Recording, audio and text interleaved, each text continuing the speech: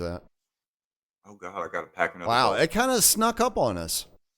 I was just thinking it was a good thing that I actually had extra audio programmed tonight because it came in handy to fill that final 5 minutes that normally I don't have to worry about filling. But here we are. It's episode 85, Yona. Ooh, getting up there. Woohoo! I didn't Y'all ready think to we'd find get out? much past Let's fuck 50, around. but here we are. Yeah, I apologize. I was on a group chat there, and there was one guy there from Cherokee, North Carolina, and so we were talking about the home reds and the Cherokee and the Smoky. So, and with that, why not take this opportunity to give a shout out to our good friend of the show, Mark at Studio 8424 for the simulcast. Correct. Blasting out Grand Theft World, Liberty Radio all across the interwebs on alternate platforms in alternate ways, Yeah, I spreading mean the truth we're out there. reaching audiences in ways that even I don't know about, which is mind-boggling when you actually stop and consider it. And I do believe that this would be the first episode of Get Back Carter that coincides with the 11th day of September. I believe you're correct. I was actually trying to remember if we've done previous 9/11 broadcasts because again, we've only been around for not quite 4 years yet. I think we've done a broadcast on 9/11 before, but this might only be the second one. I'd have to look through the back catalog to be sure, but But you see, it's been rare. we have not always done Get Back Carter on Thursday. That's true. That's true. We If have we done had it on Friday a always couple done it on times. Thursdays for 4 years' time, one would expect that eventually that combination would line up. Not 4 years. You'd have to be going 7 years at least. Oh, Yeah. 4 years I isn't long don't enough. know. I don't know that we've ever done a September the 11th episode before. That would be something interesting to go back through and check. I'm pretty sure we haven't. I don't recall it. But nonetheless, there's actually two songs that I've done that are specific to 911 content, actually. One is the remix of Owner of the World Trade Center, everyone's favorite, Hmm. Larry Silverstein. Yeah, we Um, played that. right. That's Bearded Pilots. And the other one is It's a hell called of a business Twins. deal. Twins Building 7 remix, which has the video of the construction of the World Trade Center, which is interesting. Oh yeah. Um, and then there's the collapsing containers dumping into the water at the port of Long Beach. And What? Hold up. Back up. Or pause on that thought. uh-huh. What? I have not seen anything about this. Oh, really? Yeah. Oh, well, you know what? Let's start off with that, and then That's good. That's a good jumping off point. I'll Because kill it once it starts getting into the 10-minute long EDM song, because we're not just going to immediately burn away 10 minutes dancing and doing drugs just yet. Wait for it. It's coming. it's on the Slow down. schedule. It's on the schedule. This is a 911 extravaganza. So, of course, we're going to start with I something mean, that we has missed the big anniversary yesterday, but it's whatever. nothing to do We with can it. do Oh, this one. It's fine. wait a second. I was looking to see which one, where do I share the MP? Never mind. Okay, that's right. I did upload it to a platform. I almost asked that question. Yeah. Almost. Yeah. Almost. Then I talked myself out of it. All right, here it is. What's really good thing I put these intros on here. Come on, Rumble. Come on. Load it up. Load it up. Now, don't start dude, playing Rumble it has at the been 2-minute mark. garbage lately. Absolute hot, All right. stinking garbage. Yeah. And it's queued up. All right. Okay. I think it's going to work. Now I've decided to let it come into the room. All right. Screen share. Also share tab audio. Yeah, why not? I mean, Every single time, ladies and gentlemen. Then again, it's actually called radio. Yeah, let's leave the audio on. Okay. Definitely. I talked myself into it. Okay. Oh, what's going on the stacks? This is the moment dozens of cargo containers went tumbling off a ship at California's It Port looks of Long expensive, Beach. Driz. It looks like dominoes. That's costing It looks somebody like some money. One portion started to fall, then more fell. Cargo operations were suspended while workers rushed to secure the Funny containers. thing, that's never Federal happened investigators before. are working to determine what caused this incident, but some of these containers are they were still stacked moving, too high? and this is a major disruption at a crucial port. 30% That of would be U.S. my container guess. imports come through Long Beach and Los Angeles. So take note of those numbers he just threw out there.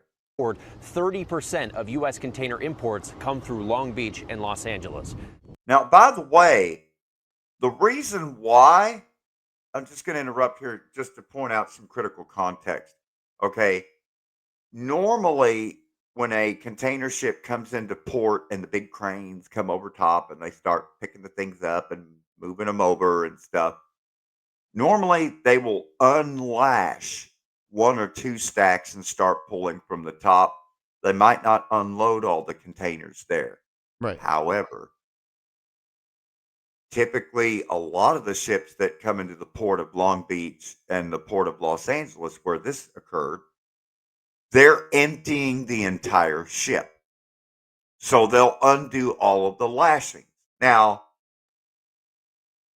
normally the containers then don't just immediately start toppling into the water, because before undoing the lashings, they make sure that the ship is properly moored. And one other thing, kind of important, that the ship is level. Right. Level. Now, when they pulled in the MV Mississippi and tied it up to the dock, they only tied one side of the ship. They didn't have any cross moorings from the other side of the ship. So the ship took on about a 6-degree list. Yeah. And then they took the As you straps would off expect, being only moored on one side. on one side. So the tide was coming in. The ship was listing about 6 degrees. They took the lashes off, and with the ship tilting and all of the lashings off, because they're going to empty the whole boat, and then they end up, some fall in the water. When a whole bunch fall in the water, the ship then rocked backwards toward the port. And so then 2 piles fell out onto the cranes. Oh, no. So now they couldn't move the cranes to any other berth. So now they managed to shut down 3 berths, and the port was closed for at least, I haven't heard that the port's been opened back yet. But it's only 30% of all U.S. imports every single day, so I'm sure it's having no impact. Well, I mean, Back it's to the good video. thing that we don't have to rely on imports for Yeah. supply chain or anything. My God. So it's fantastic. That's absolutely fantastic. That's wonderful in the news video, to you start may the notice, fucking week. like, That's awesome. Crocs and bed slippers and onesies and clothes and other things that you've been wearing in your house that you buy at Pharmaceuticals. Walmart, there's going to be a little burp in your supply chain there. Well, probably all right, probably more on the West Coast, I would imagine, than the other side of the country. Because, yeah, they do 30%, but more than likely that 30% is going out to the western portion of the nation. because they got plenty of ports in the south and plenty of ports in the east. Now, I want you to bear in mind, they send these container ships across the Pacific and the Atlantic and the Indian Ocean. Hmm? And them oceans, they get really big wavy waves and swelly swells and everything, and plus the bad stormy storms and all that stuff, the windy winds. So they really try to lash these things down good, as they've learned that they have to, because they've lost containers on sea transits in rough seas, and some will fall off this side or that side. And then when it becomes unstable and now the weight calculation is correct and they're having to reballast the ship and problems. And so, mind you, they've never had any type of port accident like this at any port ever. What you just saw happen the other day at the Port of Long Beach is unprecedented. I mean, we saw like hundreds of containers in the water. Prior to that happening, there's been like one dropped container in England 20 years ago. Like, there's Wow. that. You don't have these issues when it's properly moored at port and they're unloading it. You lose containers when they're still out at sea, not when they're anchored and moored. So is this there an wild investigation ongoing to determine how exactly this was allowed to happen? Because it sounds like it's not a normal occurrence for people to just be, absolute boneheads at the port and cause accidents. Dare I say, it looked to me like it was so incompetent. Was it deliberate or just stupid? It's getting hard to tell the difference anymore. I don't know. It's just really something they lost more containers in that one moment than any ships ever lost at sea. I mean, it boggles the mind. Man. It's stunning. There's been a lot of that going on this week.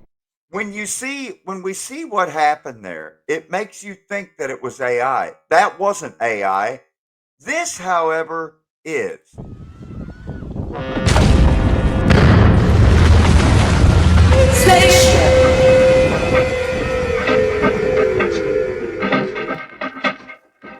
DEU, 4 20-foot equivalent unit. We're here to get back harder.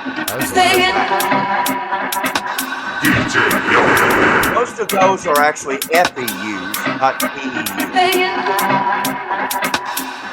And an FEU is a full-size equivalent unit. Live from the 300 and short.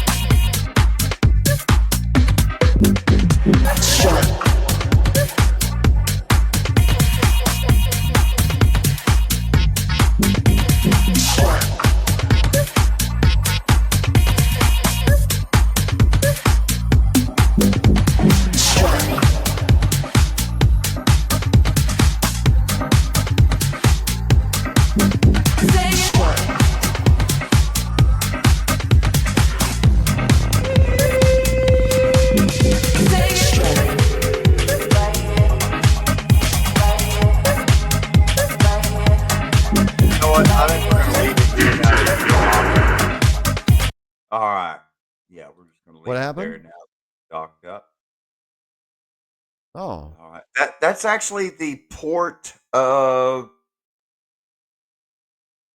That's the new port of Shanghai, China, where the was it the Broomhilda or something? Let me look up the name of that ship. I've got it here. Let me pull it. TEU folder. That is the Maersk Goonhilda. The Dune Goonhilda Maersk. Dunehilda. Goonhilda or Dunehilda. Gunhilda. All Goonhilda. right. Goonhilda. Oh, whatever. Large container ship. And that's how, thanks to the TEU, that's how we're able to offshore production. That enables us to offshore production of everything and then send it here from China or Vietnam or Bangladesh or wherever the cheapest labor can be found, Hmm. stick it in a 40-foot equivalent unit and stack it on a ship and send it over. Well, yeah. I mean, Interestingly that's enough, how it's been done for a number of decades now. yeah, I think this would be a good time to point out who invented the TEU. Uh, all right, what's his name here? It was at the port of Newark, New Jersey, where the TEU, where the container was invented, and Oh, was it containerized Hoffa? shipping began there. Who invented Hoffa probably tried to claim credit for it at some point. There he is, Malcolm McLean. That sounds oddly familiar.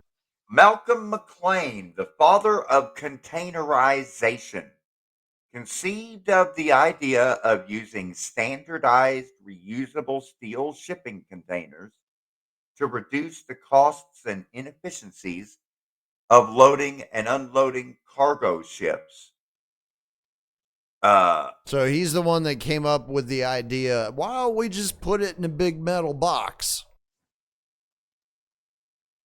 the TEU was Yeah. standardized in 1968. It was invented in 1956. Malcolm The metal Purcell box was McLean. invented in 1956. I'm calling bullshit on that. No, the intermodal container with the little So the hooks giant at the corrugated heavy ass. yeah that's Yeah. got the standardized holes at all four corners on the top and the bottom where they can be Right. locked together with pins and then carried around by forklifts and the whole standardization of it. Um, Malcolm Purcell McLean, born November 14th, 1913, died May 25th, 2001. Oh, he just missed out on 911. Um, I'm sure he's let's very disappointed by see. that. So the idea of transporting trucks on ships was implemented prior to World War II on a small scale.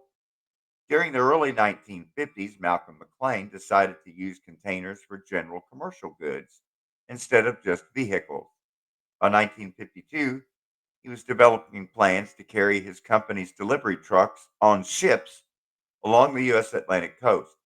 From North Carolina to New York, the containers could be unloaded and then the delivery trucks could make their rounds. Interesting how it began. It soon became apparent that trailer ships, as they were called, would be inefficient because of the large waste of potential cargo space aboard the vessel, known as broken stowage. So the original concept was modified into loading just the containers, not the chassis, onto the ships. Hmm. Hence the designation container box or empty box ship. At the time, U.S. regulators would not allow a trucking company to own a shipping line. So in 1956, January 56, with $22 million bank loan, McLean bought two World War II T-2 tanker ships, Just which happened he to say what converted. bank it came from. Not in this part, but I Hmm. could certainly find out. He converted the two World War II tankers to carry containers on and below the deck. McLean oversaw the construction of wooden shelter decks known as mechano decking. This was a common practice in World War II for the carriage of oversized cargo, such as aircraft. It took him several months to refit the ships, construct containers to carry on and below the decks, and designed trailer chassis to allow the removable containers. On April 26, 1956, with 100 dignitaries present, one of the converted takers, the SS Ideal X, informally dubbed the SS Maxton, was loaded and sailed from the port of Newark, New Jersey, to the port of Houston, Texas, and completed the very first container shipment in history. Yeah. There you go, folks. And it was That's what all it's about. downhill from there to get us to where we are today in Long Beach. Which, for everything else that's been transpiring the last 7 days, like, that's not even the most fantastical thing that I've seen on the interwebs in the last week. Like, were you aware that France is currently burning Yona? Yes. Well, it turns out Beirut was sacked, and now they've got Le Cornu, Christian Le Cornu, who was formerly at La Défense. Um, all right, he was the war chief at the French Pentagon. We'll put it that way, and now he's been appointed as Premier Ministre or Prime Minister. Oh yeah. Well, By that's a wonderful signal to your population, right?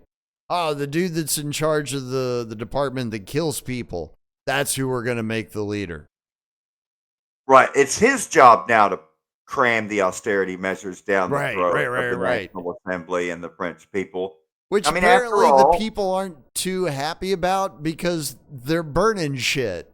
whenever the president decides that he will allow the people to reelect him again, then they can reelect him and he can go about for the next 10 or 15 years appointing whatever new democracy they need appointed.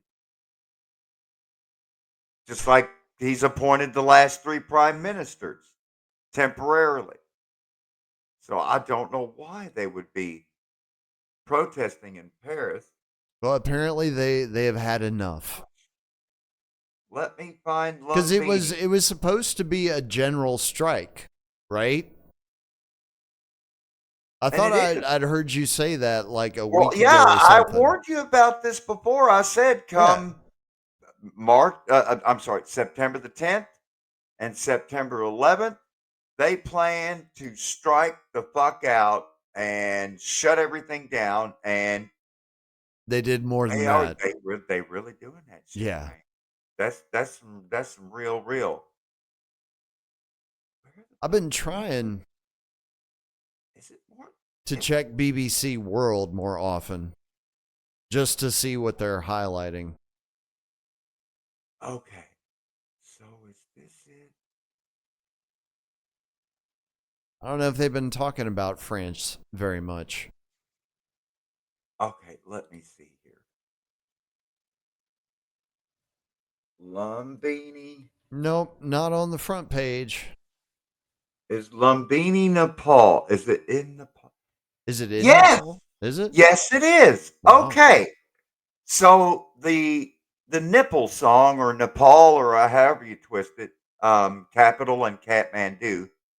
And Nepal is a country made up of provinces, and the southeasternmost province of Nepal on the border with India, and including the Himalayan mountain range.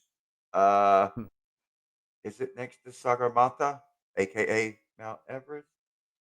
Let's look and see. Lumbini Province is the home province where allegedly Buddha was born. That's actually the southwestern province of the country.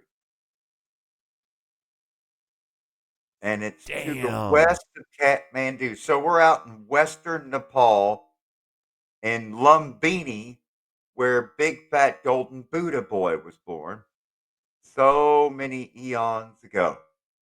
Wow. So, all right, the most recent article on what's going on in France on the BBC 2 days ago. Protests hit France as new prime minister takes office. A grassroots movement is encouraging people to protest against the political class and proposed budget cuts. That was the BBC and crickets That's ever it. since. That's all you get. That's it. Are they talking searched about under austerity without talking about austerity? They did mention the IMF conditions, right? No, they didn't. I didn't even Oh, probably not, but I didn't right. even open the article. I searched specifically block everything. Nothing. Wow. Nothing.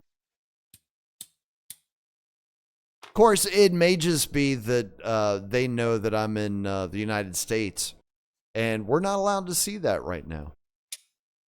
No, monsieur. See, that's why when I watch the news in Spanish and I watch the news in German and I watch the news in French, I find out shit that nobody else is talking about. There ain't nobody else talking all these foreign fucking languages. That's right. And there's shit you're allowed to say in other languages you never allowed to say in English. I swear, it's fucking nuts. You can say what you want, just don't let the Americans hear. It's fucking nuts. And so the whole rest of the world learns their language and English, which means the people that only learn English are at a distinct Welcome back disadvantage here on when dealing with the rest of the world because they can all just switch to their language and now, huh? What did he say? What are they doing? We don't know. God.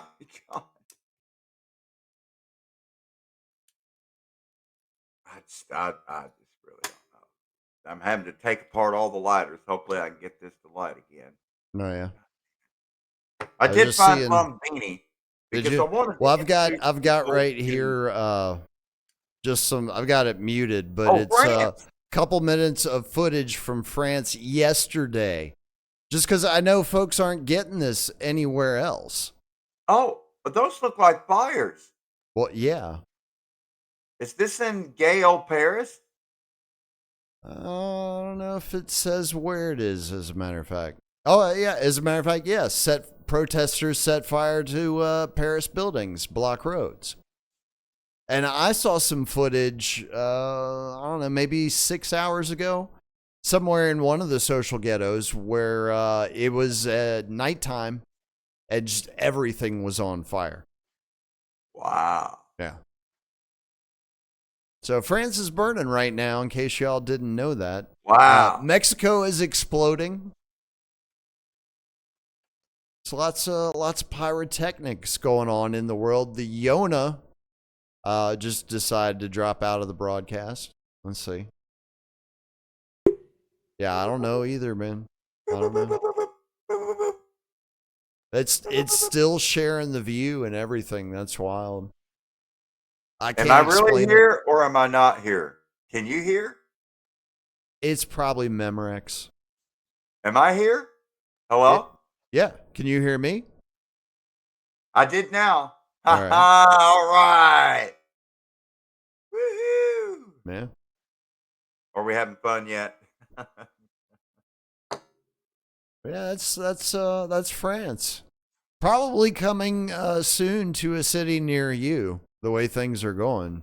Well, gosh, let me go to one of my little Frenchy spots here. France 24.fr. Yeah, because you can read that gay shit too. Whoa. Okay, He's multi-talented, ladies and gentlemen. He can't just speak it; he can read it as well. Okay, let's go to France. And you know what's really cool? One of my buddies that I graduated from Bardstown High School with, his dad and he, good friends of mine, well, classmate, and then I was friends with his dad too. Well, his dad is a regular contributor on France National Television Network. Oh, wow. The English version of France 24, because France 24 has a French version, an English version. Um,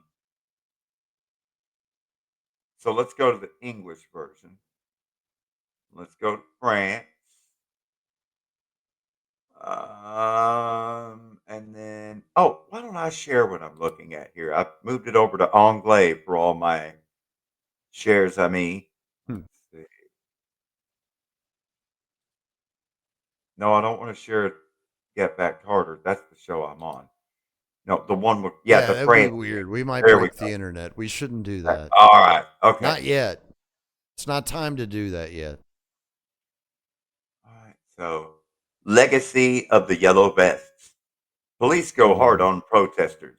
Any hint of escalation met with the tear gas. A day of anti-government action across France. On Wednesday, saw streets choked with smoke, barricades and flames and volleys of tear gas as protesters denounced budget cuts and political turmoil. The nationwide Block Everything campaign presented a challenge to President Emmanuel Macron and turned Sébastien Lecornu's first day as prime minister into a baptism of fire. For in-depth analysis and a deeper perspective, Shirley James welcomes Ariane Bogan, senior lecturer in French politics at Northumbria University. Wow. So let's see. I'm just curious. I want to see if I can search. Wow, their website looks a lot like ours. Yeah, doesn't it? That's a little disconcerting. I mean, Well, ours that's is interesting. prettier and cleaner. I go to the French, and the French is totally different. Wait, totally different information or Different story, different everything, man. do what? Wow. All right, so I'm going to stop sharing, Well, and then I'm going it's to bring it back in. probably because they figure if you're reading the French version, you're probably in France. So they're writing it for you. Whereas if you're getting it in English, you're probably not in France. All right, I So turned fuck you. on my translation thing here in the bar. So we're now reading the French version translated to English. All right. All right, now back to what? Oh, isn't this cool? Pensions with the Zuckman tax. What will be the ruptures mentioned by Sébastien Lecornu? The new Prime Minister, Sébastien Lecornu, needs a non censorship agreement with the socialists if he does not want to experience the same fate as his two predecessors, Michel Barnier and Francois Bayrou. To do this, he spoke of ruptures in the policy pursued for 8 years by Emmanuel Macron. These will necessarily have to go through the pensions and Zuckman tax boxes if he actually wishes to convince the left. We are going to need ruptures, and not just in form and not just in method, ruptures also in substance, said Wednesday, September the 10th, Sébastien Lecornu during the transfer of power with Francois Bayrou in the courtyard of Matignon. A So- word that was not chosen at random. So obviously they do their government a little bit different over Yeah. there in France. I know we're supposed to have like a similar system or something because Franklin was all gay for the French and everything and tried to incorporate some of what they did into some of Oh what my we were supposed God. to do. Or at least that's the fairy tale that they tell us in school, right?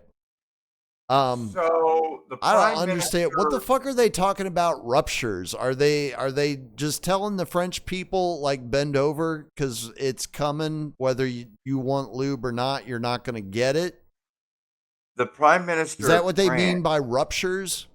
I think the rupture has to do with the beautiful sash that has lace and frill that goes from the shoulder and goes diagonal across the body. It's the prime minister's sash. And the old prime minister has to meet the That's how new you know prime he's gay. minister at Matignon, and then he'll take the sash off of him and then put it on the new prime minister. It's a I wonder if they have a tiara that they move as well.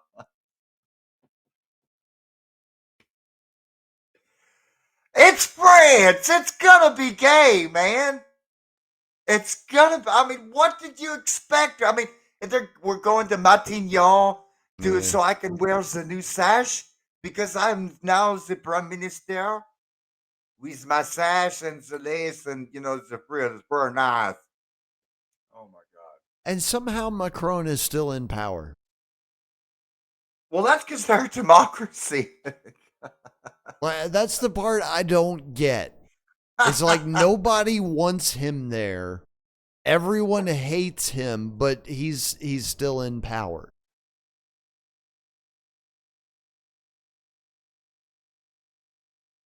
Le Cornu has he extracted concessions from the president of the republic, which he can now monetize from the socialists in exchange for a non-censorship agreement?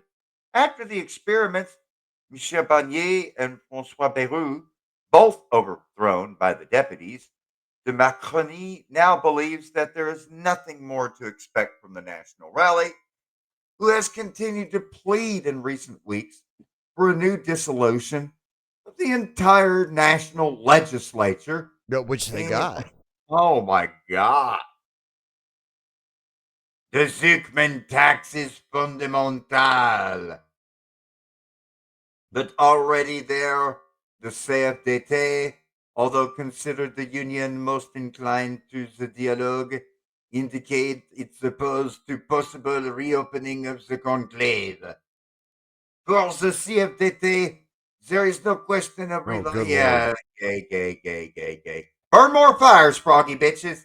Anyways, So what exactly is the Zuckman tax? Don't worry, I'm asking Leo Bravo right now, so you don't have to worry about answering that question if you don't know. the Zuckman tax is about how they're reforming the pension and retirement plans for the old people. This sounds like bullshit. The Zuckman tax is a proposed wealth tax on the ultra rich in France. Has apparently re-entered the political spotlight following the appointment of Sébastien Lecornu, and is once again being discussed as a potential solution to the government's fiscal challenges. See, it would impose a 2% minimum tax on the net worth of individuals with a patrimony exceeding 100 million euros, affecting approximately 1,800 households in France. Sounds like absolute bullshit to me. So the Zuckman tax has nothing to do with pensions? The economic rationale is the proposal is based on the work of economist Gabriel Zuckman, who argues that the current tax system is regressive at the top, with the wealthiest individuals paying a lower effective tax rate than the middle class. The tax aims to correct this by ensuring the ultra-rich contribute a fair share based on their total wealth, not just their income. So basically, it sounds like what's going on is they made this promise to the people that this was how they were going to fix the problems with the economy, and the government's been dragging their feet on it ever since. Well, critical context, the Gilets jaunes, or the yellow vests, have been protesting against the multiple austerity. Well, shit. Figures, doesn't it? As soon as he's about to provide some proper context, somebody's got to put their thumb on the scale. Yeah, you're We back. good? You're All back. right, all right. So I'll just pick up where I left off here. So the yellow vests in France have been protesting year after year after year ever since the IMF package got crammed down France's throat. We're not even an hour in. And yeah, I've already been cut twice. Yeah. And so Figures. It's 9/11.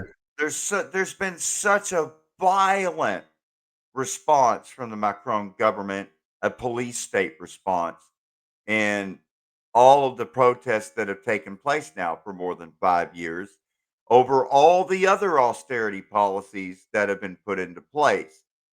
Beirut pissed off the whole country when he said he's going to take away 2 more holidays.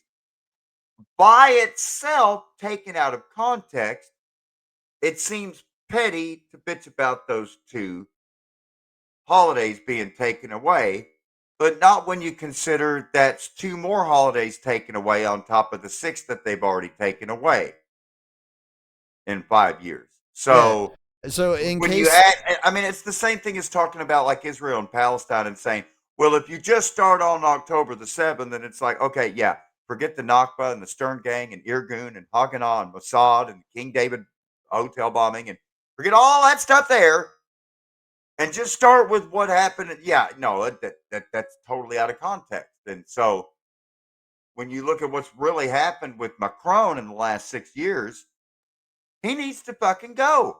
The country wants him gone. He refuses to leave power. But Macron is a JP Morgan Chase banker. well, he's a Rothschild banker. He's literally a banker in charge of running France. And he won't be out of power until they behead him. Yeah. Which because he's not. they They're not may going to well remove him actually from do. office. That's It not going to may happen. actually come to that because it's France. And Yeah, I can what you guarantee were they will talking about, take off his Yona. lacy sash before they behead him because they don't want the next guy wearing Macron blood on the sash. Yeah, it's let's see, the austerity measures they're supposed to begin in 2026 that involves the pension disbursements. Is they're planning to put a freeze on cost of living adjustments Yep. for that stuff. That's why the people have been so upset. So for Americans who may not quite understand what that means, That's for the anyone who COLA. right, for anyone who collects Social Security, your Social Security gets adjusted each year based on what the government determines the cost of living to be. Could be a 1% increase, could be a 3% increase, could be no increase, but you never know what it's going to be. There's always It going depends to on be. inflation. Right. It just And other depends on what factors as happens. In France, they're like, yeah, we can do without that for a while. It'll be fine. And it's a way to bleed it dry. It's a way to devalue the pension. Okay. Because now your pension that you've been contributing to all your life, now it's going to be less than the going interest rate. So it's literally devaluing as time goes by. But I mean, again, that's just a number of the things.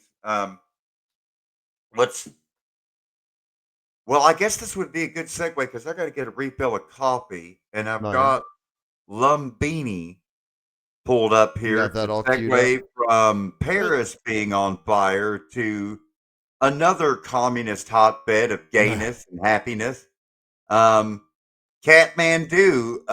And so I don't know that I've ever played Lumbini on here. If you have, I don't remember it. I don't know, but this is southwestern Nepal, right around where Buddha was allegedly born. And then Oh, when I was yeah. looking at I that, think I heard apparently you say that more than one before. Buddha, and I don't know. Anyways, you ready to shake your Buddha? At the very Lunging least, bake your Buddha. blam. That's a good Buddha bacon song. All right. So this is Nepal. Um,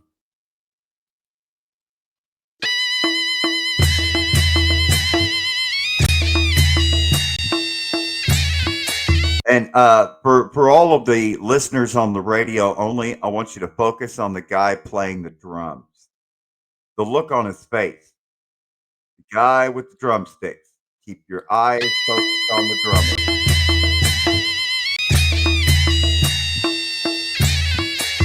He is very focused.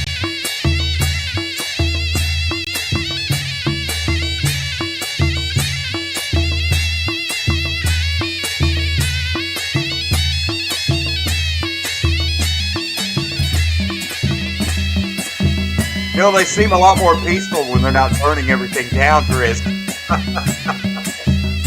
These were happier times.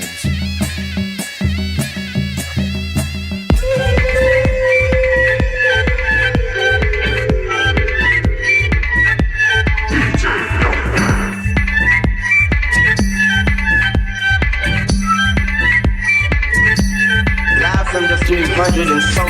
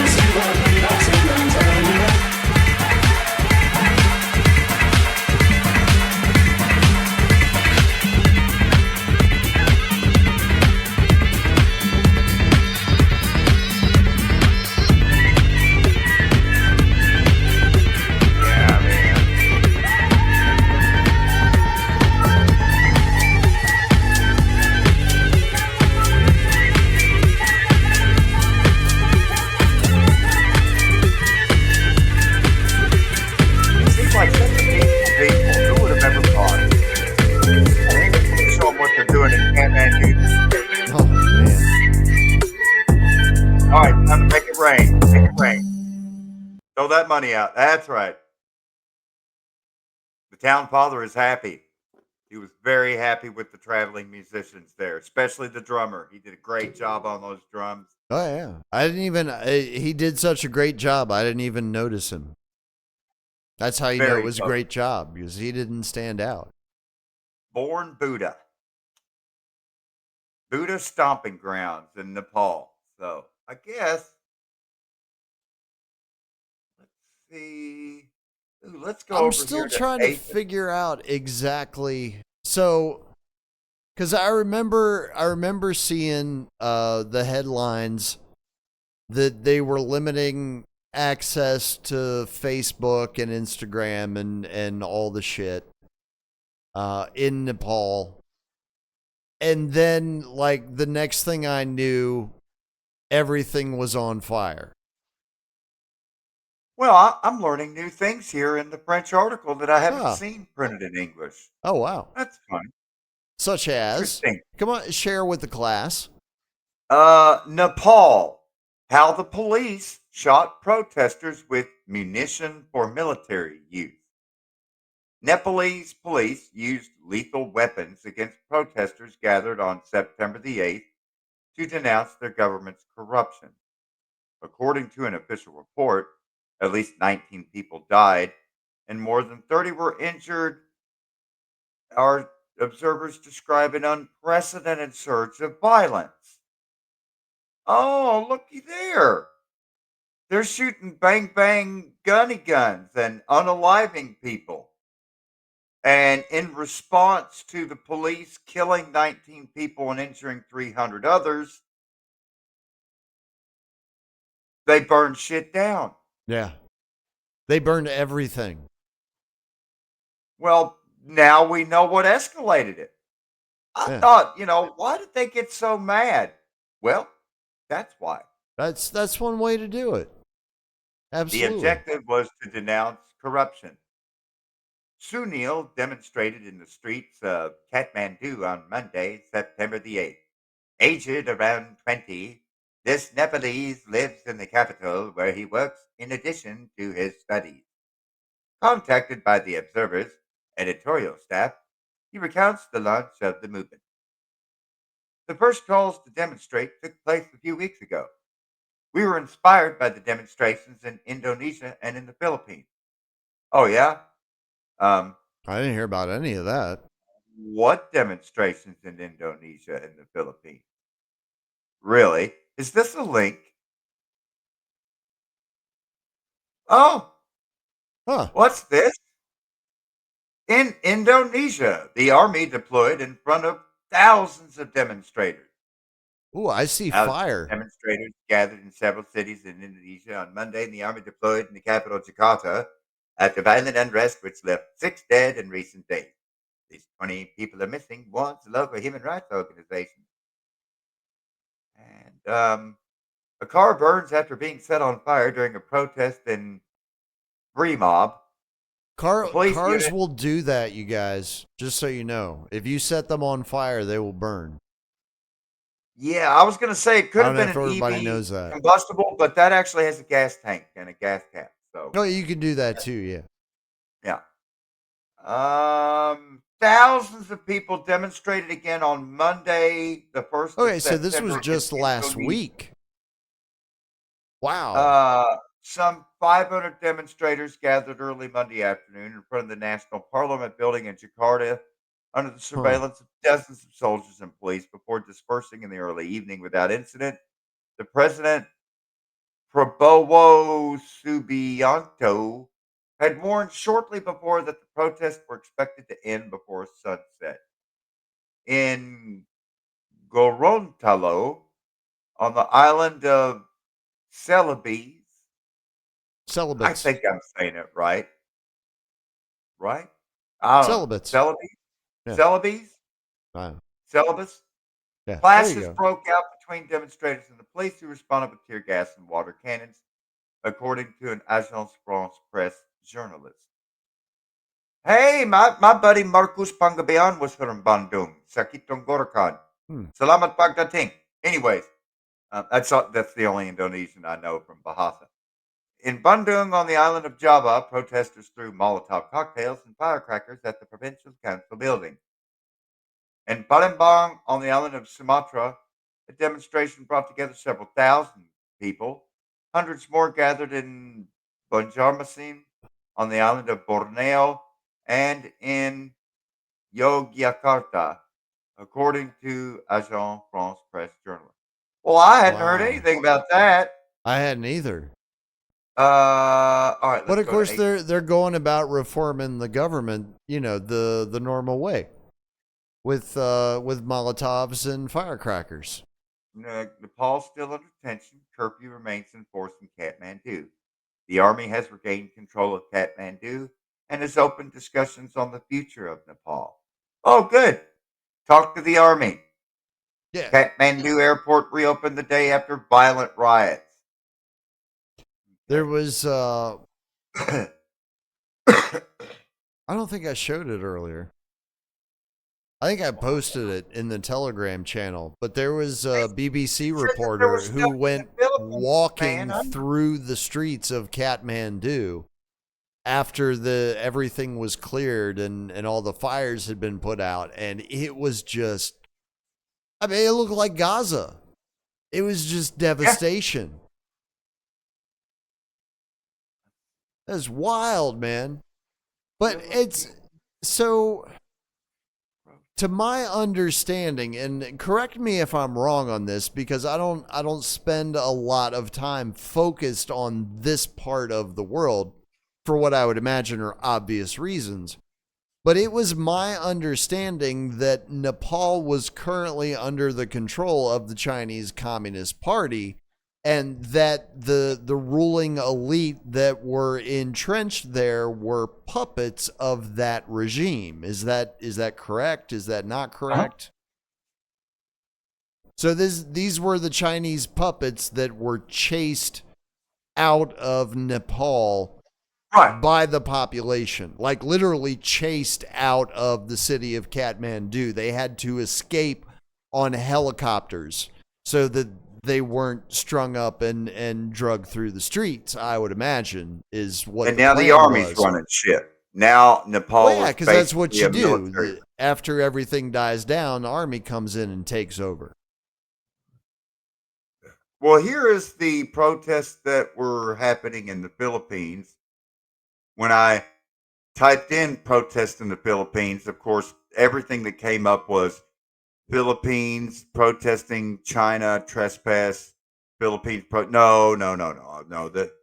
The people in Nepal talking about the protest in Indonesia and the Philippines was not about protesting against China.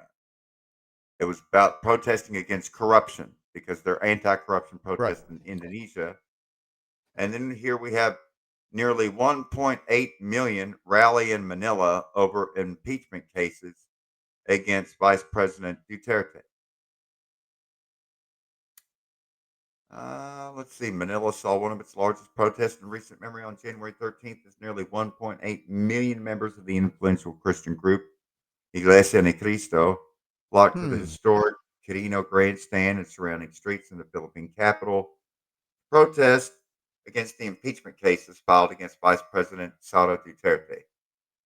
Members of the group, which has 2.8 million followers, also staged huge demonstrations in 12 other cities. Analysts say it's a show of force by the mega church to support the embattled Ms. Duterte as her feud with her erstwhile ally, President Ferdinand Marcos Jr., heats up. Ms. Duterte did not attend the Manila rally in the late afternoon, but released a video statement on her Facebook page after the event ended. This is a powerful way to show unity and cooperation by those seeking peace for the welfare of our nation. Thank you for loving our country. So, basically, the Philippines is split between Duterte supporters and Marcos supporters. So that, if anybody was going to have a civil war, it'd be the Philippines. That's not quite the same as Indonesia. Not quite the same. Also, not quite the same as the situation that was going on in Nepal. No, not at all. Having trouble seeing linkage between all of those things myself. It was weird that the protester in Kathmandu is shouting out the Philippines and Indonesia Right. when, after taking a look at both of those, because I hadn't heard anything about it, so I looked into it, and from what I can tell, what the fuck does that have to do with the Himalayan mountains again? I don't know. I was trying to figure that out myself. Because the manner in which it happened and the end result of it is very reminiscent of like Libya. Very Why does this feel reminiscent of like another what we color just saw revolution? go down in Syria. Yeah. Why does Um, this feel like another George Soros sponsored event? it kind of feels that way. It does well, it feels So it's not just engineered. me. No, Okay. no. It does feel Oh, engineered. oh, okay. But the question is by whom? Yeah, this Is this the result of Western interests? Monkeying with things over there, or this is the other thing that occurred to me today. What if the ruling parties in Nepal had gone rogue on the CCP, seems likely. and this was regime change for them? It's And my yeah, also in the understanding. process, you get a little bit of that pressure release valve action as well by It's burning my down the understanding entire that government plaza. if you look at Bhutan and Nepal, um, and Tibet, those three well, there's really four areas there. If we're actually five, if we're going to bring them all in. Well, six. All right. Let's get the whole family in the picture here. So if you start in the far west with the Kashmir region, Mm-hmm. which is the far western Himalayan range, and you go from Kashmir, which is split between Pakistan and India, was supposed to be independent. Well, that's never going to happen. And India and Pakistan have recently literally come to blows again. India using Israeli drones against Pakistan. Pakistan controlled Kashmir versus India controlled Kashmir. Then moving on over, heading east, you have a region called Ladakh, Ladakh, which is claimed by India and China.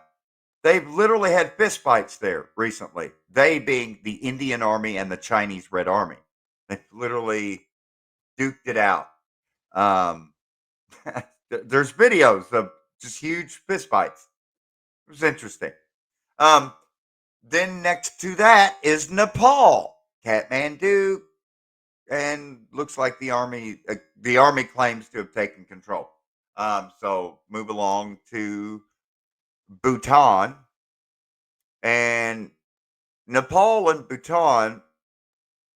I mean, China's already taken over Ladakh, and they basically seem to me like the government in Nepal was a puppet government of China. We already know that the monarchy in Bhutan is a puppet of China, and the Tibetan government was so much taken in by the Chinese that now Tibet has been completely annexed by China altogether. Pretty much, yeah. That's And then, even what Google Maps shows for the uh-huh, most part. It's and Tibet then to the east completely a of part of China. Bhutan and Tibet is the last of the six. If you're keeping track with me, right? We had Kashmir, Ladakh, Nepal, Bhutan, Tibet, and Arunachal Pradesh, which is this weird fucking part of India that goes, it's the northeasternmost part of India, Yeah. over half of which is claimed by China now. Oh wow. Arunachal Pradesh. So, and that's basically those six areas are the Himalayan mountain range. Highest mountains on Earth. And the biggest single section of all of the Himalayas is Nepal.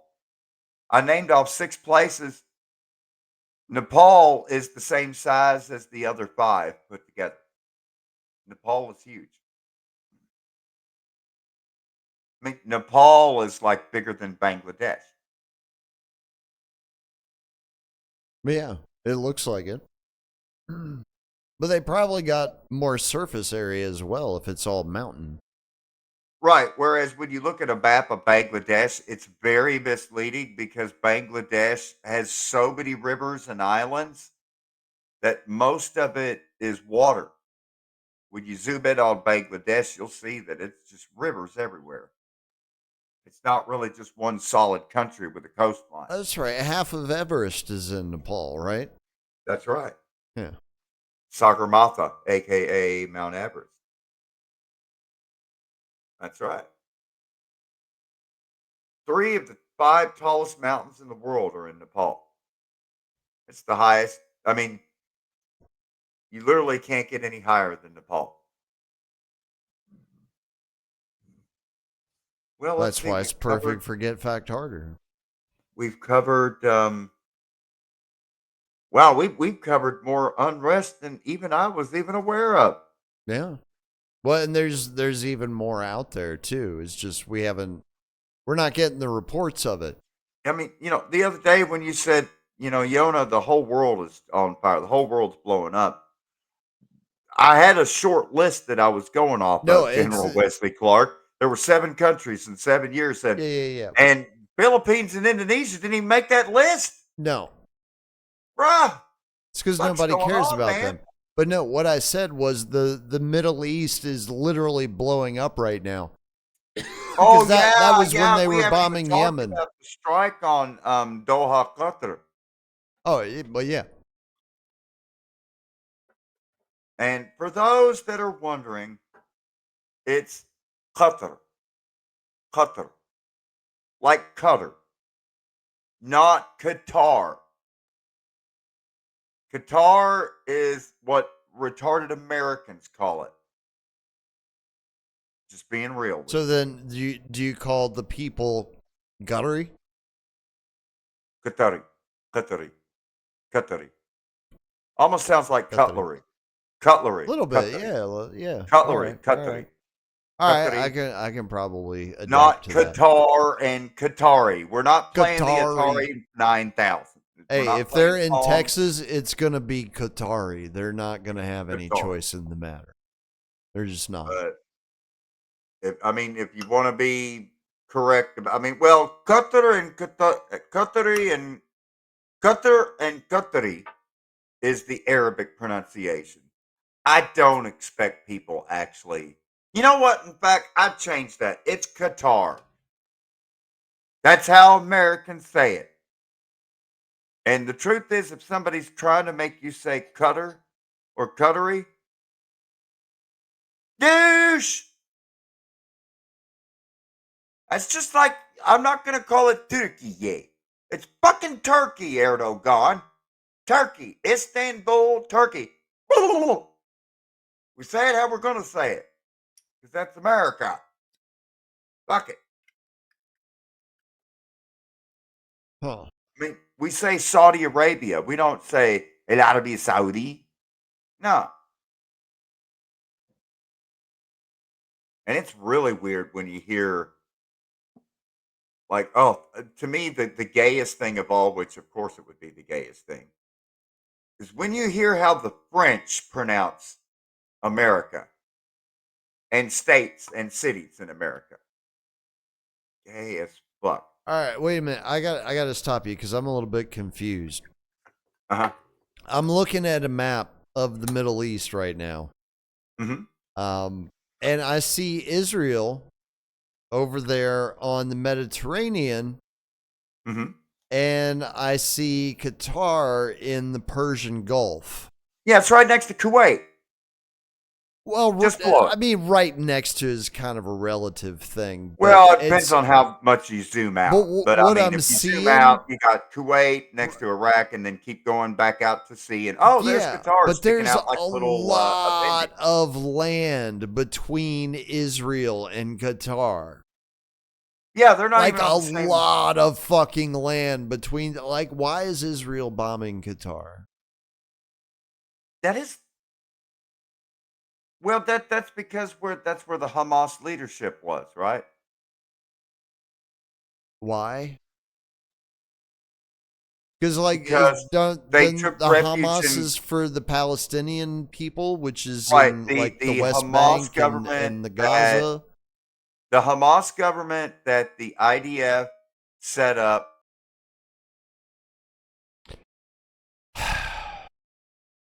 This is really starting to piss me off now. It really is.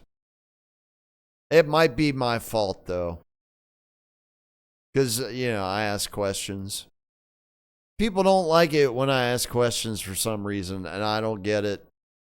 But it's not like I'm gonna stop. So they're just gonna have to get used to it, I think.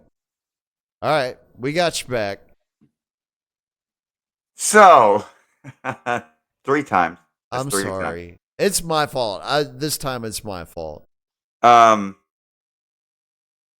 So the issue is that the IDF set up Hamas to divide the Palestinian Liberation Organization, which was led by Yasser Arafat. The PLO ran Gaza and the West Bank. So, in order to divide and conquer, they set up Hamas in the Gaza Strip as an adversary to the PLO in the West Bank and Ramallah. Right, which is But nowhere near then Qatar. the IDF set up the Hamas leadership for the Gaza government in Qatar. And then the IDF bombed their Hamas leadership that they set up in Qatar. And then the IDF and Netanyahu tell the United States public every day that Hamas is the enemy. Hamas is the mortal arch enemy of the IDF, just like ISIS is the mortal enemy of the IDF, even though ISIS equals IDF equals Hamas equals one in the fucking same. Right.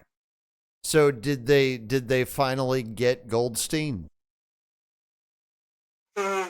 He's still on the loose. Ah, god damn it. He's still on the loose. That figures. All this money we spend on war defense can't even kill one son of a bitch. And the war with Oceania rages on, folks. It's all right. War is peace. Ignorance is strength. We've always been at war with East Asia, so it's fine. The war never good. ends. It's fine.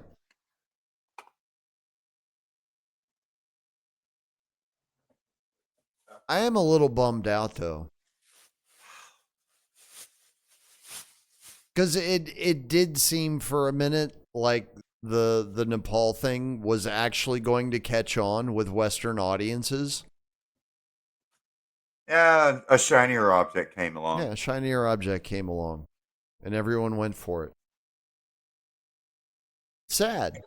I thought we'd actually come a lot further in the last 5 years than what we have, but no. There's just no evidence to support that, so I'm going to have to stop believing it. Well, funny how so much of the narrative and propaganda in the United States today just keeps going back to purveyors of Hasbara, defenders of Hasbara, practitioners of Hasbara, which is the made up Hebrew term for explaining. And like Hasbara is basically Zion splaining or Jew splaining. Something. It's propaganda with a big nose. Then, of course, as I like to say, Hebrew is the Esperanto of the Middle East. It's the Klingon of Arabia. It's real if you want to believe it. Exactly. I mean, yeah, there's an ancient Hebrew that you find in texts, but wasn't really a spoken language in Palestine. But they made it so. Isn't that cool? Just like Esperanto. Yeah. And interestingly enough, in Costa Rica, a lot of people speak Esperanto. That does not surprise me. There's a lot of organized crime in Costa Rica. Mm-hmm. And there's a lot of speakers because you have to remember Esperanto was invented at the School of the Americas in the U.S. Panama Canal Zone. It makes sense. And Esperanto was invented as a fictional language of the enemy in its inception when the U.S. Army invented it. Later, it was championed by Rockefeller's United Nations as an ideal international language for everyone to learn. But, well, it turns out it didn't really catch on. So, but it did in a few places. In a few Like places. San Jose in Costa Rica. There you go. I actually got to speak some Esperanto with the guy, which I didn't speak. I mean, I learned like 2 or 3 words when he said he knew it, and I said it to him, and he's like, "Oh yeah, we." I'm like, "You actually speak Esperanto?" And then I really made him mad because I was like, "Well, it goes back to Klingon." So I said that there are more people that speak Klingon than Esperanto, and that's kind of what led to the end because the argument boiled down to, well, how fluent? You know, how do you prove your fluency in Esperanto? Well, how do you prove your fluency in Klingon? It's like, well, Esperanto has a dictionary and a grammar and everything else. Well, Klingon has a dictionary and a grammar and everything else too. And I'm still confident today. It's a hill I'm willing to die on. There are more fluent speakers of fucking Klingon than Esperanto. I'll die on that hill. Live long and prosper. Apparently, it was not popular in Nazi Germany with the ruling government. Esperanto? Yeah. Yeah, because it's based on a Romance language, so they're not going to like it. They're Germanic. Yeah, that would make sense. Probably not scary enough. When Caesar and his Roman legions showed up in Germany in the Black Forest, they were not welcome.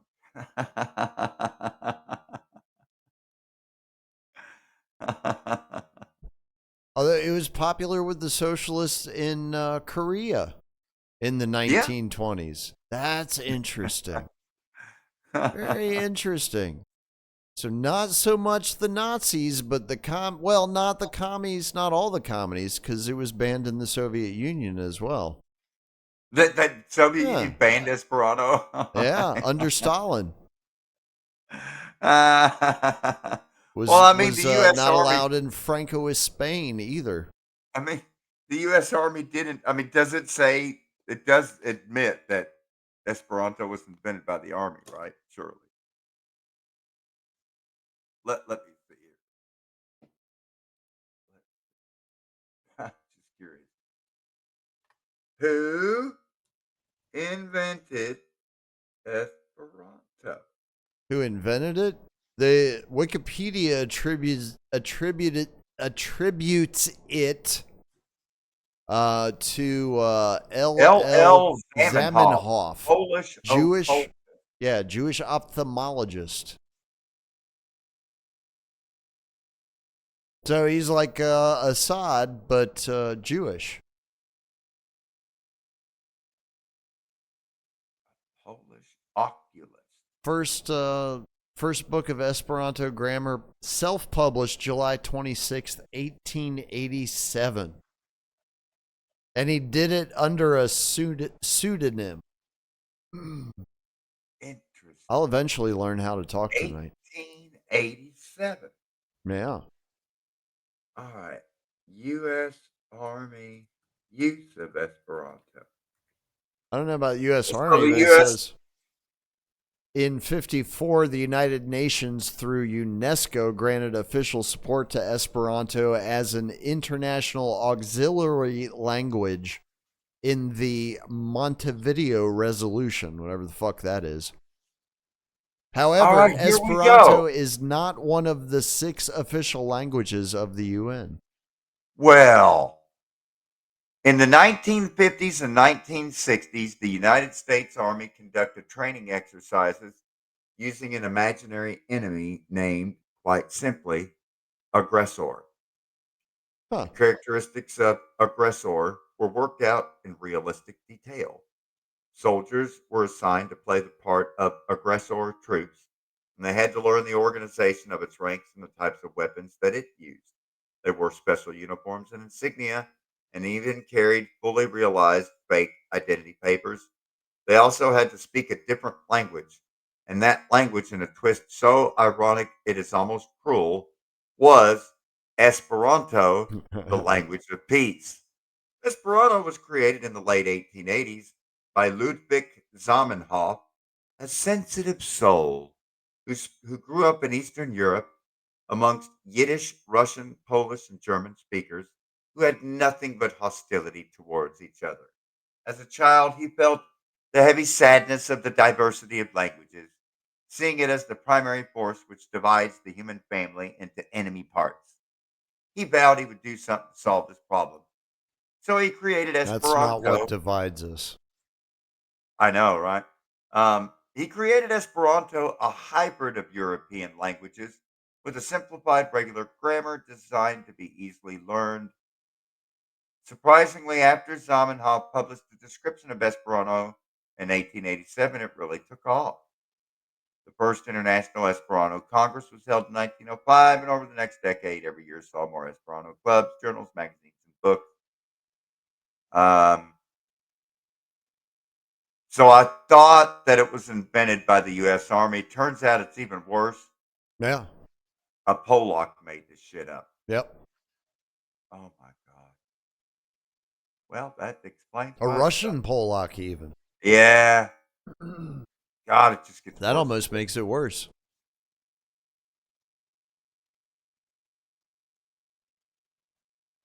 In the U.S. Army informational film, you can see the Americans capture aggressor prisoners and take them to a command post where a U.S. interrogating officer was ready to go to work on them in their own language, Esperanto, the aggressor language. All right, we're going to have to pull this up. Okay, That's funny as shit. we're going to have to pull this up. Share.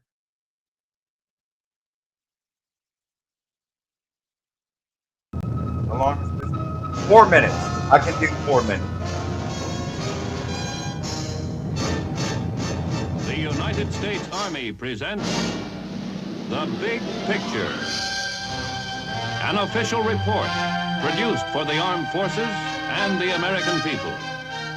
Nice. You're welcome, American people. Probably filmed at Lookout Mountain. Yep. Fort Riley, Kansas, headquarters of aggressor, an imaginary enemy used in training United States troops. Here, armed forces of the fictitious enemy country receive unique and thorough orientation.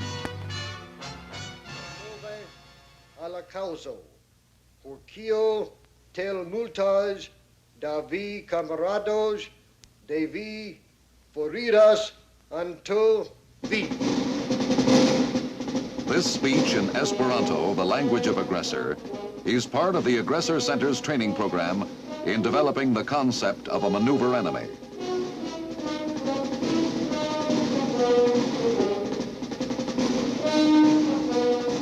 This is one of the dumbest things I've ever seen.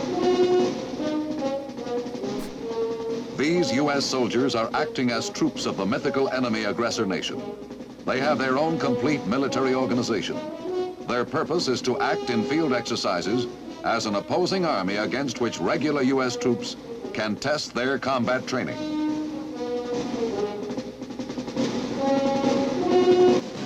all U.S. troops are oriented on aggressor armed forces, equipment, history, and basic characteristics, just as if they were entering combat against an actual enemy.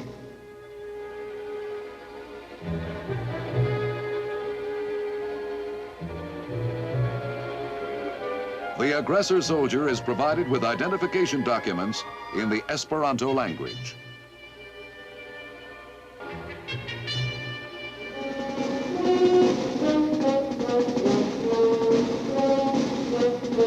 Yeah, I'll see you later. I have to wonder, you know, imagine the PTSD of spending like 8 years in the army and you had to speak Esperanto the whole time. And then you go back to your I'm sure it does hometown some damage. and Yeah. they like, you know, they start, all the animals in town start going missing because like poor dude just went crazy and started like kidnapping animals. Yeah. Guy's got like 80 animals inside his house and 30 of them buried under the porch and, Well, speaking Esperanto every day. It's while we're terrible. on I the blame the army. subject, yeah, I while blame the we're army. on the subject of the army, what was it you wanted me to remind you about? Something about the Smurfs? Oh, yeah. CBRNE CMRF. C-Smurf. Let me say that slower. Yeah. CBRNE CMRF or C-Smurf stands for Chemical, Biological, Radiological, Nuclear Explosive Event Consequence Management Resource Force, or Signature Reduction Force, as they're known today. See? See how the CRF became SRF? See what they did there? Consequence Management Resource Force just became Signature Reduction Force, SRF. It's one of the units of CSMRF, United States Army of the North. I mean, doesn't everyone know the, what's it, glory, glory, hallelujah? Yeah. That's the march Battle song, Hymn of the Republic. Battle Hymn of the Republic. That's what the Blue Jackets sing when they're going to march against the gray.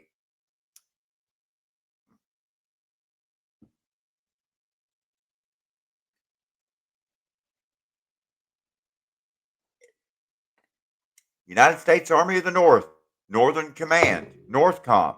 Yeah. So I guess the North won.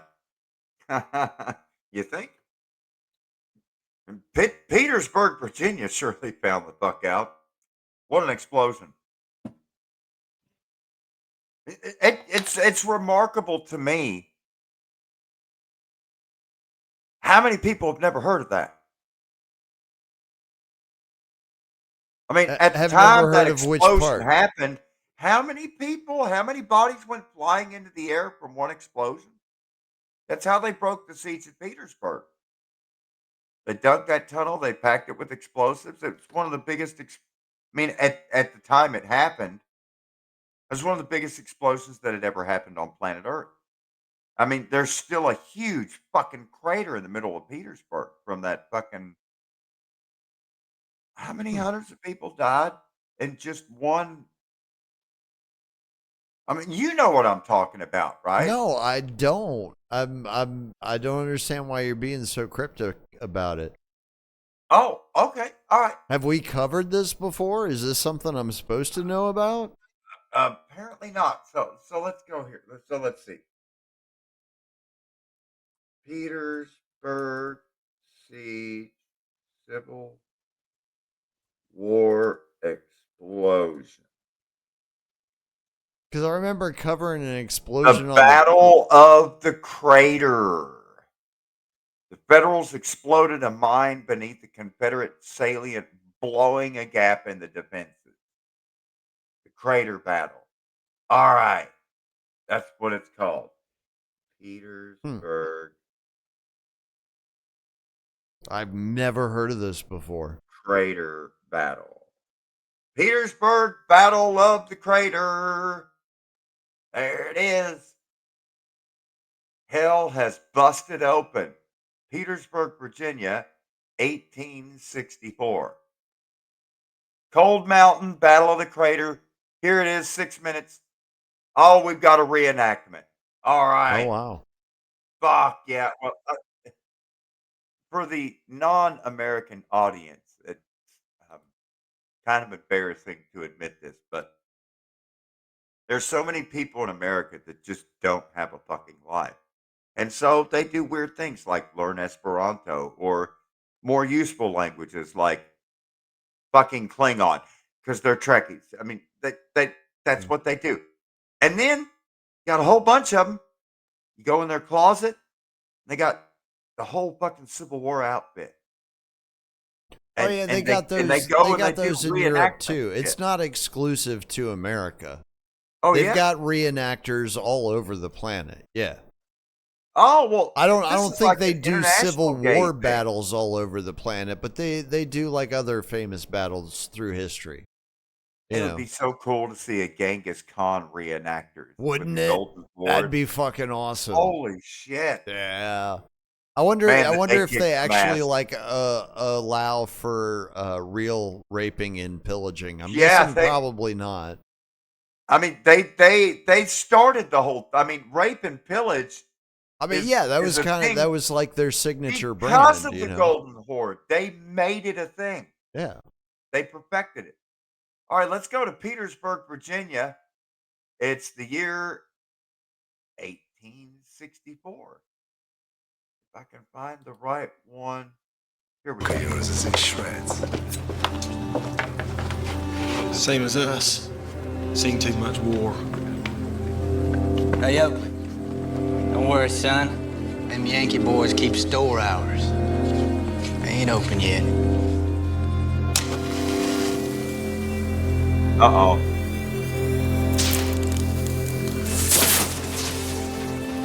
They dug a tunnel underneath the Confederate position and then lined the whole tunnel with tar. Now,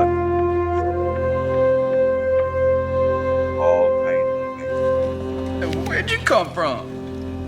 Hey, that's fresh breakfast. He's mine, Butcher. Hey, you mine. Hey, come on. I saw a bird. It's a rabbit. Get your paws off my rabbit. Boy, get your paws off that rabbit.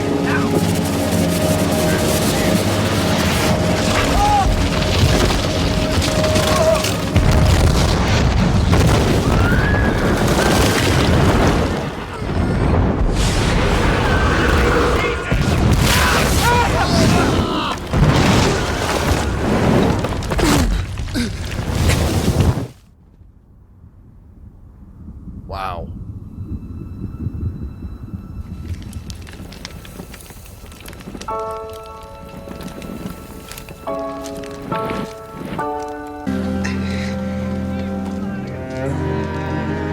All right, so let's go. Wow. Let's look at the actual crater today.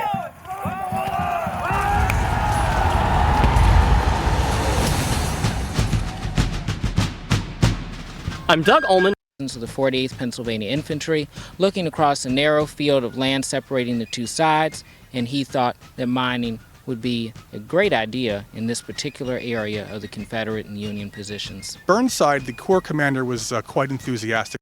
Push forward against the Confederate line. Just show me the fucking crater, man. All right, Petersburg. And there he goes. That's what, number 4? Fourth time? This might be Yona. This might be on Yona. Oh no! Did it drop me again? Yeah, I got it back. All right, good. okay. Let's see it. I just want to see this fucking crater, man. What's it look like today?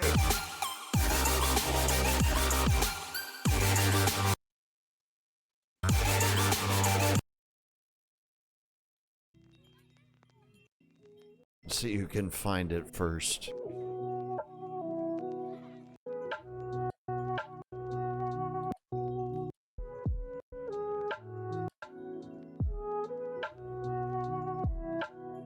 Holy hell. It's literally like right in the middle of town, too.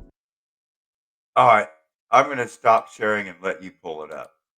Well, I'm looking at it on Google Maps. Oh. I mean, there's not really much to see, quite honestly. It's pretty well overgrown. At least that's the most recent image that they have of it. Let's see. All right, let's go to map. And you'll see it now. Everybody else was already looking at it. Aha! That's it. Wow. No scale, no nothing. I mean, a little bit of scale by the trees, but Okay, it does look pretty damn big, though. Fort Lee, which was renamed Fort Greg Adams, but I'm still going to call it Fort Lee.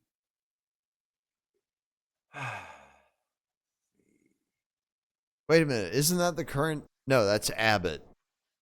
Never mind. Oh, there's the battlefield. There we go. Petersburg National Battlefield, site of the longest single battle during the American Civil War. And the battle did not end until they dug a tunnel from their position to the other position, filled the tunnel with mines, and blew it up and killed how many? All right. Had to have How been many thousands. died when Union Army detonated mine in Petersburg siege, 1864?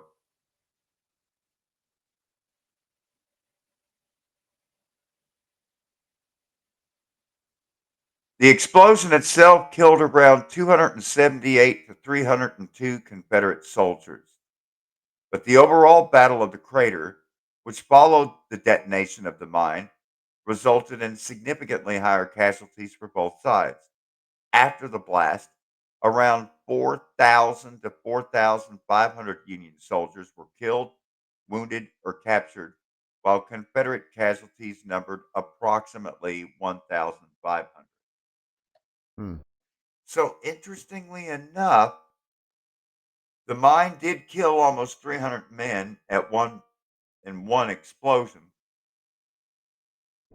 and they ended up killing another 1,500, which would be total losses of 1,800. Yet, oh no, I'm sorry, 1,500 includes the 300. So it was 4,500 Union dead, 1,500 dead Confederate. So wow, even though the Union detonated that, they still lost that battle. Interestingly, the Battle of the Crater was a failed Union assault where troops were trapped in the crater and subjected to oh. So it's like a fish in a barrel. Up, they detonated that part of the defensive work, blowing up 300 Confederates. They then rushed in to the crater, which at that point is lower than all the ground around it. Right. And the Confederates were sitting ducks. Still on a horseshoe shape of what was left of their defensive work, which allowed them to just keep shooting into the crater and killing them as they kept going into the crater because they thought, it's called occupying the high ground. We just blew them up. Now we're going to go in here and mop it up. And not so much. So again, I was wrong. Brilliant tactic by the Union Army. Esperanto was invented by a Polak, and the Battle of the Crater did not lead to the fall of Petersburg. They lost that battle. Wow. Quite an explosion, though. Yeah. Wow. Yeah, I don't think one single explosion had ever killed 300 soldiers at the snap of a finger. At that point in time, prior to 1864. I don't know. Definitely not. I don't know. I Trebuchet don't just think didn't you. really slap like No, that. no. I don't think you would get to those numbers realistically until like World War II. My God, it's still there. The crater is still there to this day. Well, yeah, Like, it's not like it just automatically fills in over time. and you could definitely tell that's a fucking bomb crater. That they That's number 5, ladies and gentlemen. Apparently, we're just is that 4 times or 5 that's times? 5. That's number Jesus 5. Christ. This is an all-time record. Although, like I say, I think one of them was actually your fault. So I don't know if you want to count 4. That's fine. I'm fine with that. Thank you, Armstrong Cable Company. Great job, guys. I can tell their signal is strong. That's how they got their name. Well, in the future, I have a feeling that not going to have that internet issue anymore. Anyway. No, we'll have even better internet issues. Obviously. It'll be great. Don't worry about it. We'll put some sort of crackerjack solution together. It'll be fine. People won't even notice. It's not even about winning every race. It's not even about racing. It's just about living to see another day sometimes. Jeez.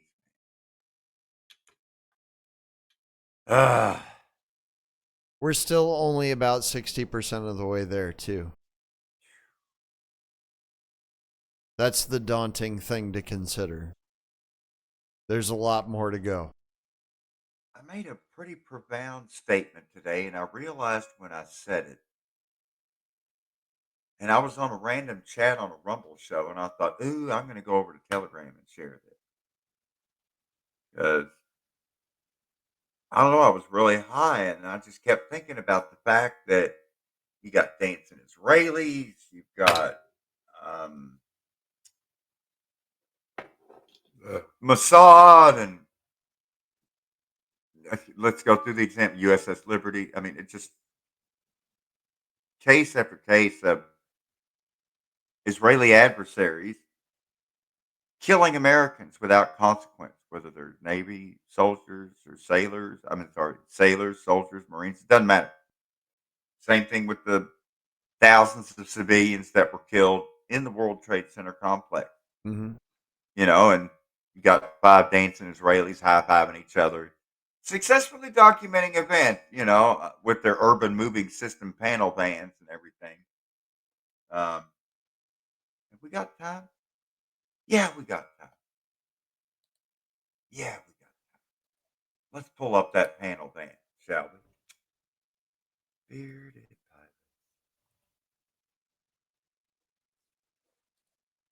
And it's only 3 minutes most people long. are familiar with it, but wow. What?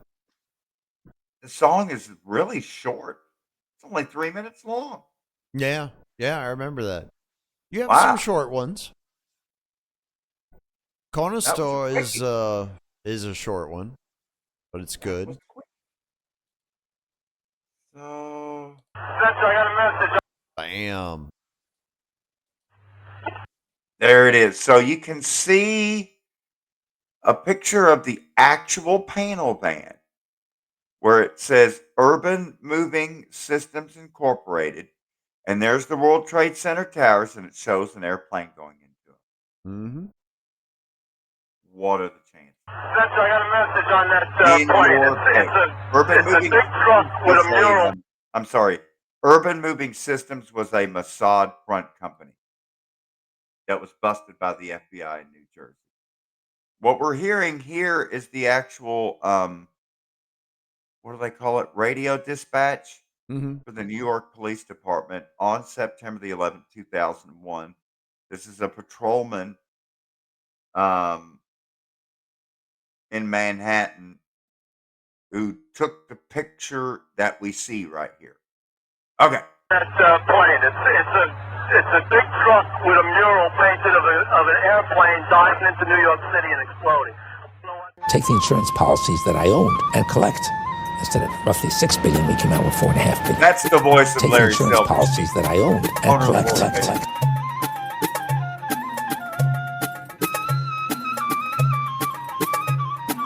These are your 5 dancing Israelis with your legal first and last name.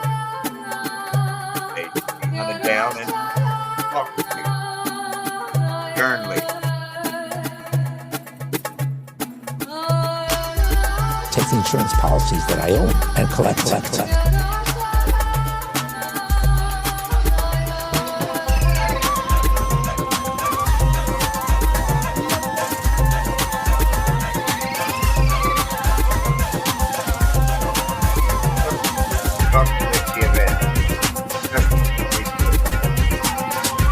What real terrorism is like.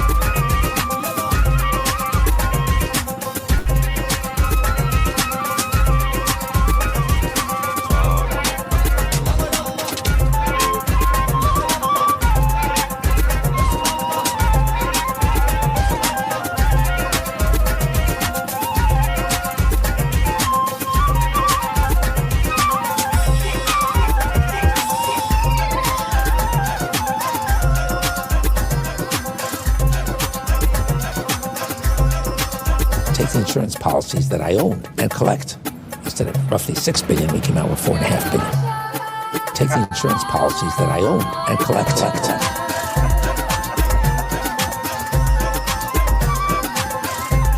I don't know how else to explain it, folks. It's right there in front of your face. I mean, God damn. I mean,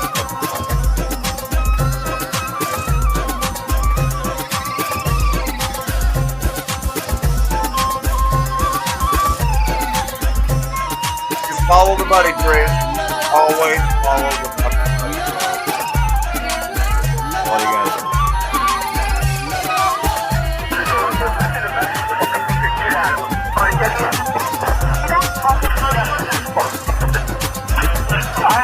Take the insurance policies that I own and collect. Instead of roughly $6 billion, we came out with $4.5 billion. Take the insurance policies that I owned and collect.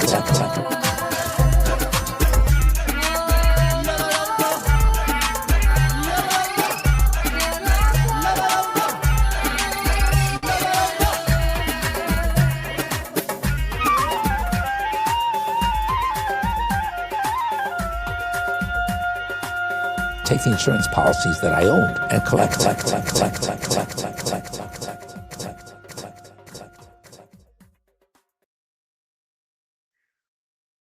I can't believe I made that song.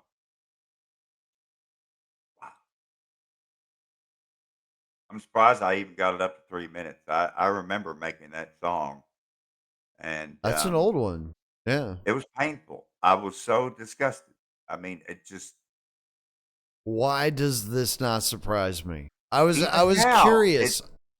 it I wanted pisses to me know. off because he's such a greedy, heartless fucking piece of shit asshole. Oh yeah, The only thing he absolutely. cares about is that he only got $4.5 billion instead of $6 billion. Like, never mind the 3,000 people that died and everything else. That's oh my god, God. Never mind the Wow. Israelis. God.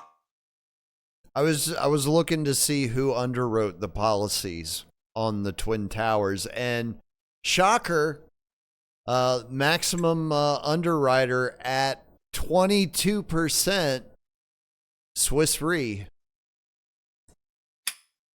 Geneva. Yeah. If you know, Yep. you know. Well, just remember, Switzerland's neutral.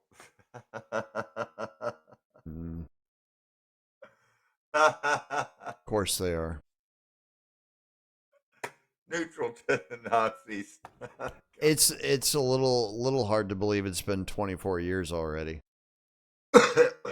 I guess that's what happens when you smoke a lot of the weeds, right? Yeah. Time flies. I don't think I can remember all the words right off the top of my head to the Twins Building 7 remix. Wrote it back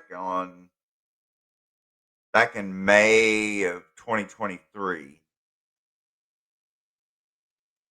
And I actually wrote down the lyrics for it. And I sang it 2 or 3 times and never sang it again. I listened to it a couple times earlier thinking I might practice it. And then I went to look for the lyrics. And I mean, I've got the lyrics written down for over 1,200 songs.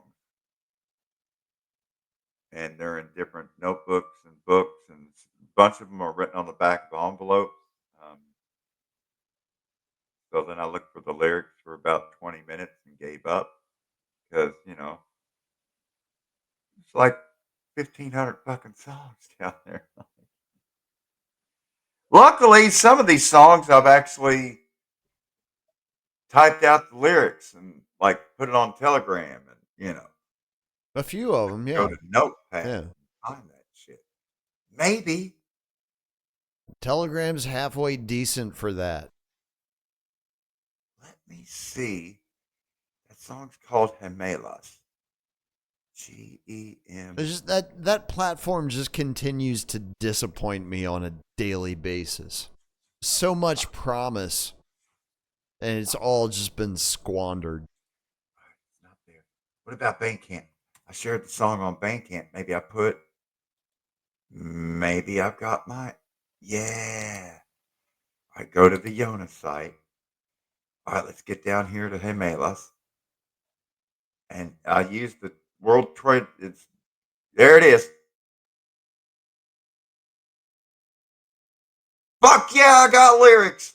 Oh, I got lyrics. Well, how do I read the lyrics and look at the laptop? I don't know. You know what? I'll just move the. Well, Nah, don't rearrange shit right at the end of the show. yeah, I'm just gonna play it live for about 2 minutes, and then we'll wrap it up here because it's already 11:54 Eastern time. That's right. It's almost Briar Rose's birthday. Happy birthday, Briar Rose. Woo-hoo. Meow meow. Well, she's out getting her birthday dick somewhere in the neighborhood. I'm not sure where. She'll show up for breakfast. She always does.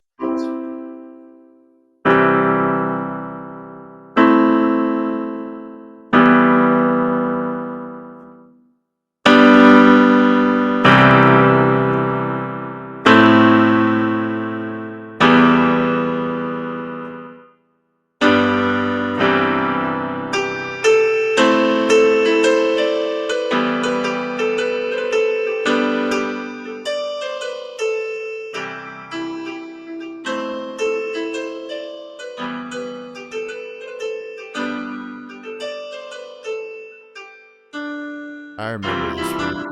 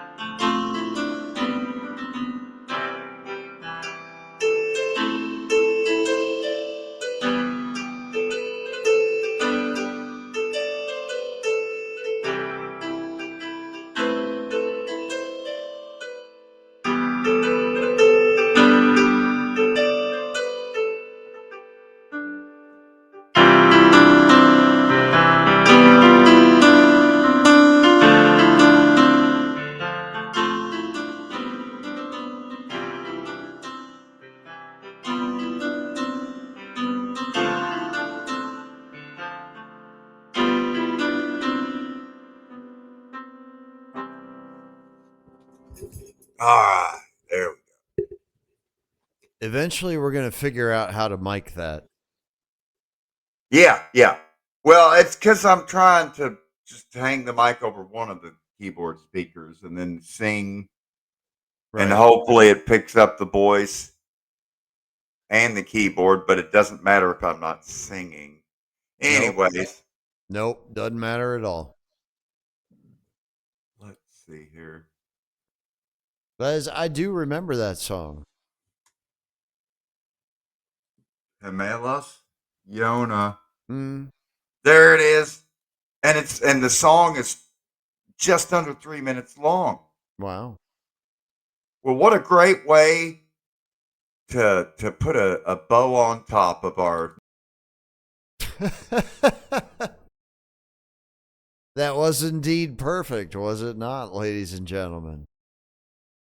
Will we get the Yona back? That's the question. 6. Is that 6 times now? Yeah, that's 6 times.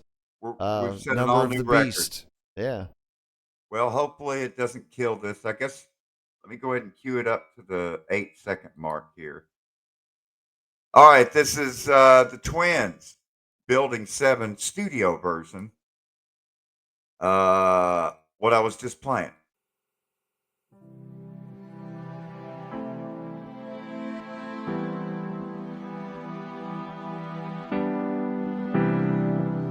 Talk lower, rock thrower, coming this way.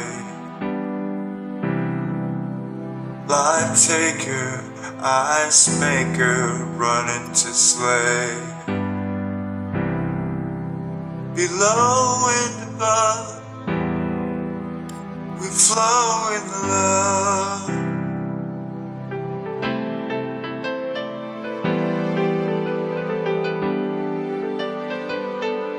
In the light, ride the vibe, don't you feel alright?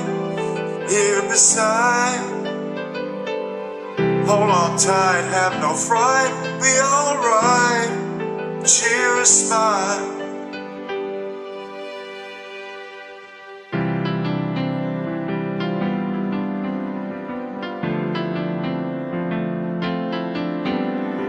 Onward the twins are clouds that surround. Building 7 and 8 now, soon to be found. Onward the twins are clouds that surround. Building 7 and 8 now, soon to be found.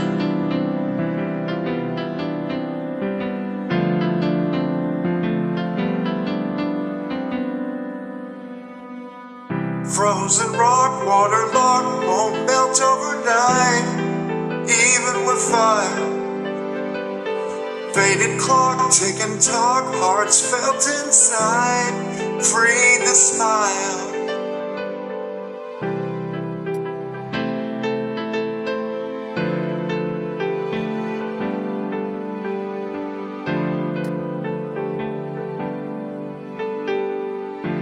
Two became one, one became two.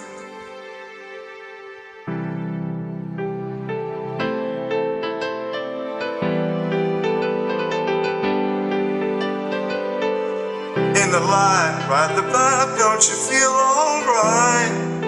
Here beside,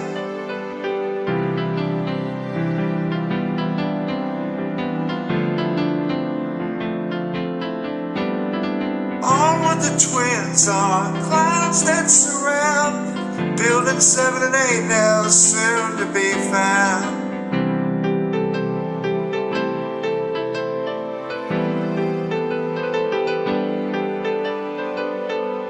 Hold on tight, have no fright, we'll be alright. Cheer a smile.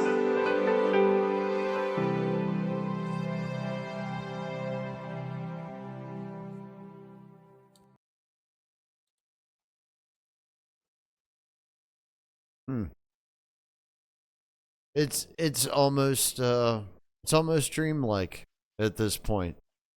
Yeah. It's All bizarre. of them. What a faded memory. Hmm? 24 years, Driz. 24 years. It's more than a generation. Yeah. Everything changed that day. And cue the future time, and here we are. Everything changes every day. I'm sure we forgot to cover a few other things like Ukraine and everything else. And For all those Oh, other shit, things, you said it. God damn check it. everything else. We almost made it through the whole damn show. All right, say goodnight. Let's get the fuck out of here. God damn it. See you guys. Wedge Dolagis, Targ Sestingo, Hila Hida. Don't y'all go losing your heads out there. Shit's about to get real crazy. Yeah. To find out more, fuck around. Stay tuned. Well, Welcome good night, home. everyone. Fuck it, we ball.